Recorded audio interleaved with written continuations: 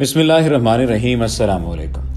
ناظرین گرامی، اکثر و بیشتر ہم نے مختلف ویڈیوز میں غرقد درخت کے بارے میں ذکر کیا ہے اور اس پر رسول اللہ صلی اللہ علیہ وآلہ وسلم کی احادیث مبارکہ بھی موجود ہیں۔ حضرت ابو ہریرہ رضی اللہ تعالیٰ عنہ سے روایت ہے کہ رسول اللہ صلی اللہ علیہ وآلہ وسلم نے فرمایا، قیامت قائم نہ ہوگی یہاں تک کہ مسلمان یہودیوں سے جنگ کریں اور مسلمان انہیں قتل کر دیں، یہاں تک کہ یہودی پتھر یا درخت کے پیچھے چھپیں گے تو یہ پتھر یا درخت کہے گا، اے مسلمان، یہ یہودی میرے پیچھے ہے، آؤ اور اسے قتل کر دو سوائے درخت غرقد کے، کیونکہ وہ یہود کے درختوں میں سے ہے۔ رسول پاک صلی اللہ علیہ وآلہ وسلم کی حدیث مبارکہ کے پورا ہونے میں کوئی شک و شبہ نہیں ہے اور یہ حق ہے، سچ ہے۔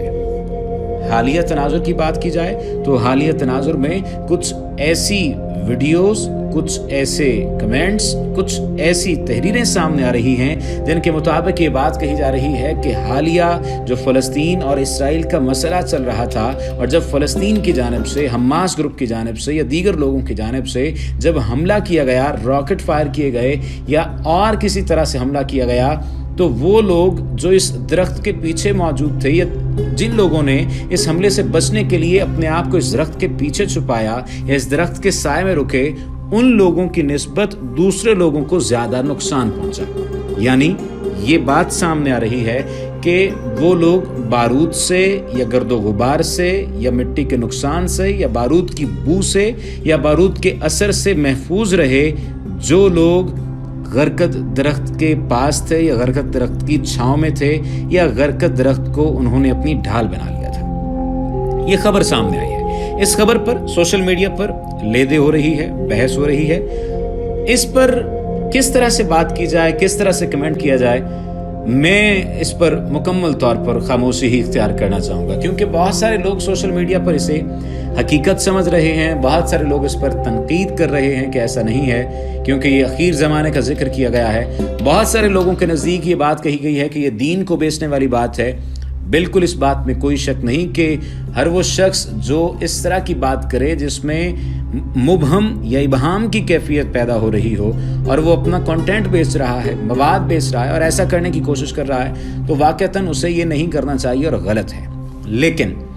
غرقد درخت کی جو اہمیت ہے وہ رسول پاک صلی اللہ علیہ وآلہ وسلم نے جو یہودیوں کے نزدیک اہمیت ہے وہ بتا دی ہے۔ صحیح مسلم کی جلد سوم میں یہ حدیث مبارکہ موجود ہے جس کا ذکر میں نے آغاز میں کیا ہے۔ یہودیوں کے اسکالرز اور محقق قرآن و حدیث کا مطالعہ کر کے اپنی ترقی کی راہیں کھولتے اور مسلمانوں کی کمزوریوں پر گرفت کرتے آ رہے ہیں۔ یہی وجہ ہے کہ یہودیوں نے حدیث مبارکہ پڑھنے کے بعد غرقد کو اپنا پاسبان شجر قرار دے رکھا ہے اور اس کی کاشت کو اپنے لیے نعمت سمجھتے ہیں۔ یہودی جانتے ہیں کہ آقائے دو جہاں حضرت محمد مصطفیٰ صلی اللہ علیہ وآلہ وسلم کی زبان مبارک سے نکلنے والا ہر لفظ سچا ہے اور ہر قیمت پر پورا ہونے والا ہے۔ چنانچہ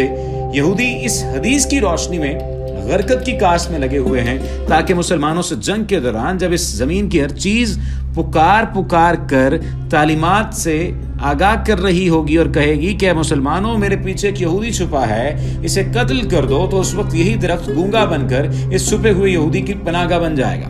یہودی جانتے ہیں ایسا ہی ہوگا، یہ مارکا ہو کر رہے گا۔ اصل میں دور حاضر کا سب سے بڑا المیہ یہ ہے کہ مسلمان اپنے ہی دین اور کتاب کی تعلیمات سے ناواقف ہیں۔ یہی وجہ ہے کہ دیگر مذاہب نے ان تعلیمات کی حمایت اور حقانیت کو آزمانے کے بعد انہی کا مطالعہ کر کے انہیں کمزور ایمان مسلمانوں کے خلاف استعمال کرنے کا سلسلہ شروع کر رکھا ہے۔ میں اور آپ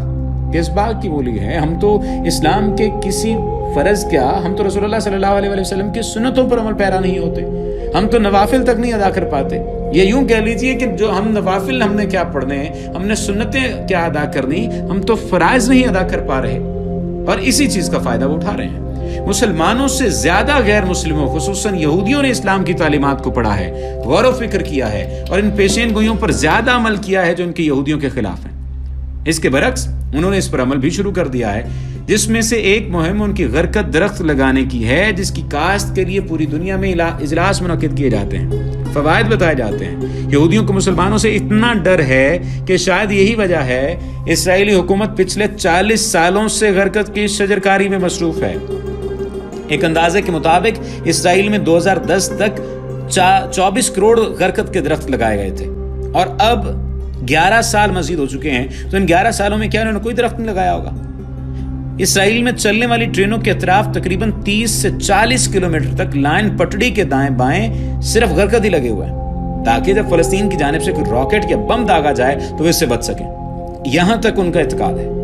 اور ابھی حال ہی میں یہ بات جس طرح سے سوشل میڈیا پر مہم جاری ہے، دیکھا جا رہا ہے یا کہا جا رہا ہے، یہ بات کہیں نہ کہیں سچ ثابت ہو رہی ہے۔ اس شجرکاری مہم کے پیچھے ایک مقصد تو یہ ہے کہ وہ اپنی حفاظت کر سکیں، اور دوسری یہ ہے کہ جتنی زیادہ جگہوں پر غرقد لگیں گے اتنی جگہ یہ زمین وہ اپنے قبضے میں کر سکیں گے۔ یہاں میں ایک بات بتا دوں کہ مقبوضہ بیت المقدس کے جافا دروازے کے باہر بھی غرقد بڑے پیمانے پر لگایا گیا ہے، جہاں حضرت عیسیٰ علیہ السلام دجال کو قتل کریں گے، اور اس جگہ ایک ایئرپورٹ بھی تیار کیا جا رہا ہے۔ پچھلے 40 سال سے یہ شجرکاری کی مہم تیز تو ضرور ہوئی ہے، لیکن اگر تاریخ پر غور کیا جائے تو پتہ چلے گا کہ پچھلے 100 برسوں سے اس مہم کو چلایا جا رہا ہے تاکہ غرقد باقی رہے، اور باقی رکھنے کے لیے یہودی اپنے تہواروں کے موقع پر ایک دوسرے کو غرقد کا پودا پیش کرتے ہیں اور تاکید کرتے ہیں کہ اسے مزید پھیلائیں۔ یہودی اپنے کاموں میں تو مصروف ہیں، لیکن سب سے حیران کن بات یہ ہے کہ اس درخت کی شجرکاری اور کاشت ایسے ممالک میں بڑے پیمانے پر جاری ہے جہاں مسلمانوں کی تعداد اکثریت میں ہے۔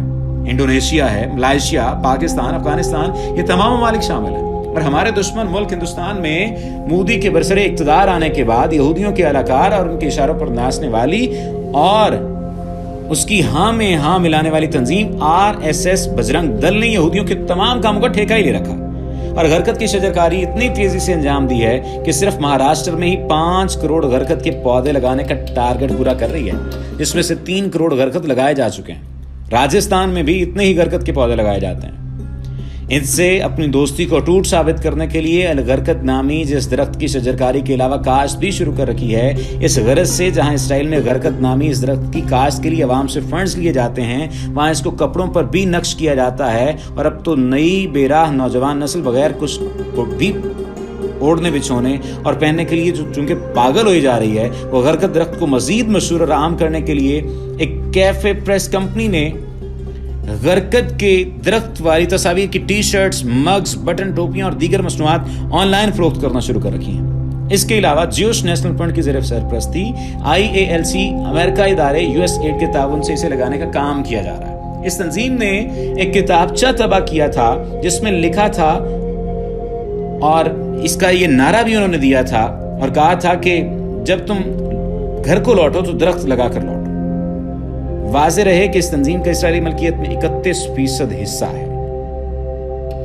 اب آپ اندازہ لگا سکتے ہیں یہ جو درخت ہے